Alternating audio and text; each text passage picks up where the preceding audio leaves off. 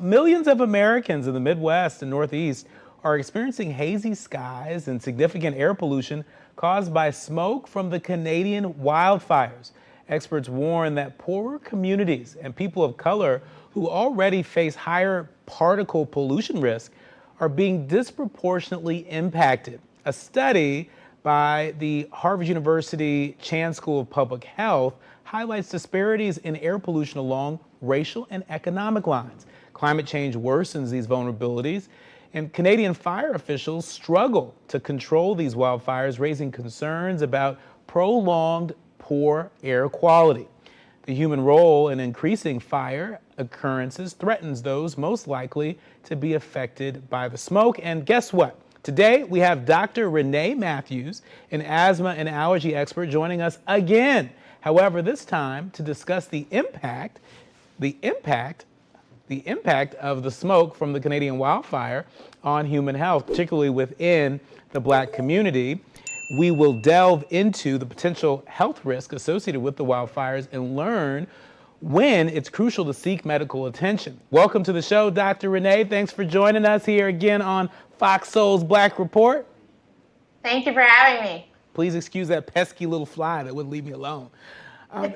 So, Dr. Renee, I've got to ask you to explain how the smoke from Canadian wildfires can affect human health, especially for folks in our community, in the Black community.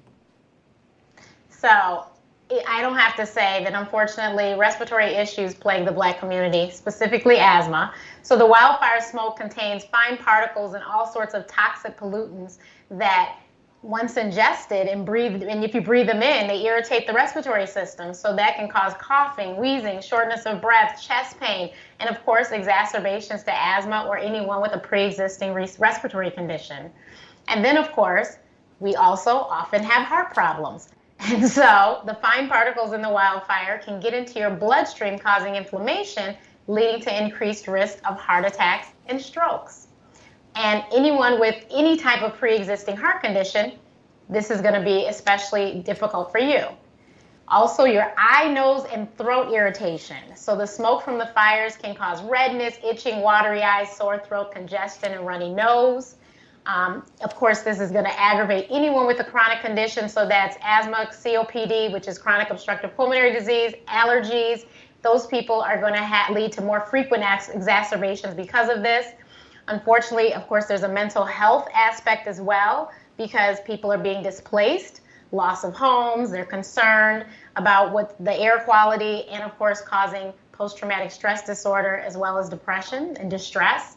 And our vulnerable populations, we often always think about the seniors, but also this is also affecting children as well as pregnant women and people who are immunocompromised already.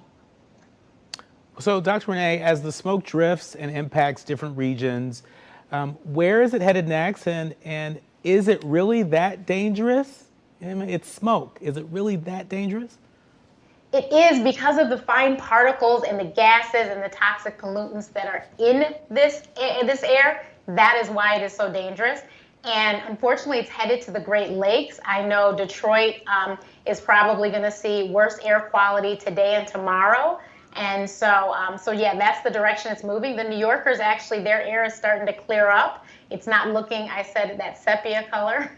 It's not looking like that anymore in New York. So it is moving to the Great Lakes. So, Dr. Renee, what are the common symptoms that individuals may experience due to exposure to wildfire smoke? And how can our soulmates differentiate between normal discomfort and symptoms that require medical attention?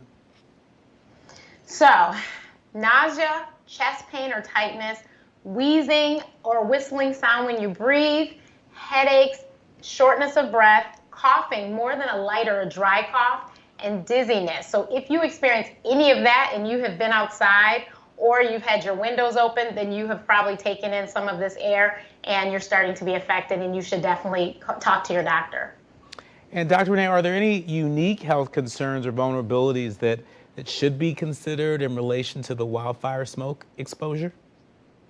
Well, definitely the asthmatics as well as people with chronic obstructive pulmonary disease need to really be on alert, because we already have breathing trouble. So breathing in these particles that you can't see this stuff in the air, breathing in that is going to definitely exacerbate your condition. So you want to make sure that you are taking really good care of yourself and taking all your medications, making sure that you've refilled all your prescriptions. There's been horrible drug shortages this year, and so the medication shortages were already bad. So you can imagine now that this is going from the East Coast to the Midwest.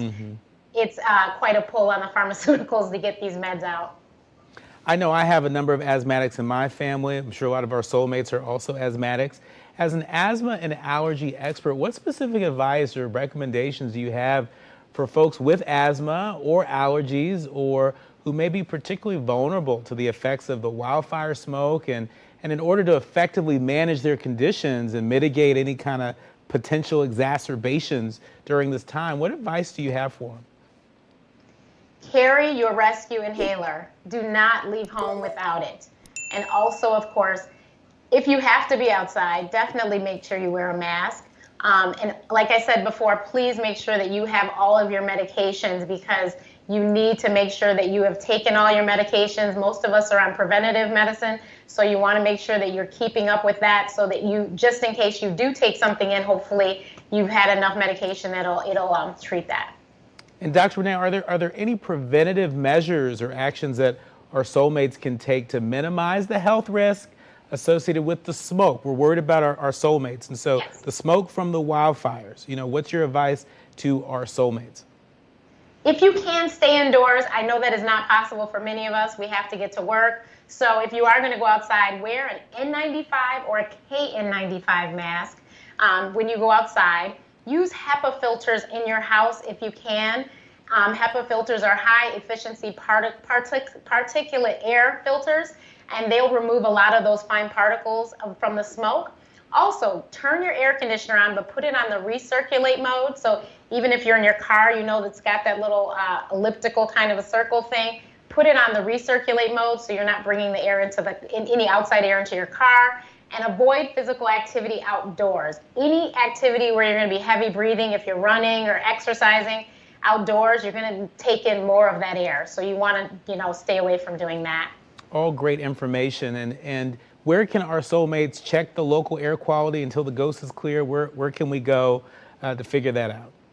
So there's an amazing website, airgov.now, and it is from the EPA. And you just put in your zip code, and it'll tell you the air quality for where you're located, and it will also tell you who should be on alert. Like it is already stated that City of Detroit, people like myself with asthma need to be on alert today and tomorrow. So it's a really great website, and they're keeping it up to date. Our thanks to Dr. Renee Matthews for joining us here again on FOXSOUL's Black Report. You are saving a lot of lives and preventing a whole lot of discomfort while we figure out how to get back to better air quality. Thank you, Dr. Renee. You're welcome. Thanks for having me.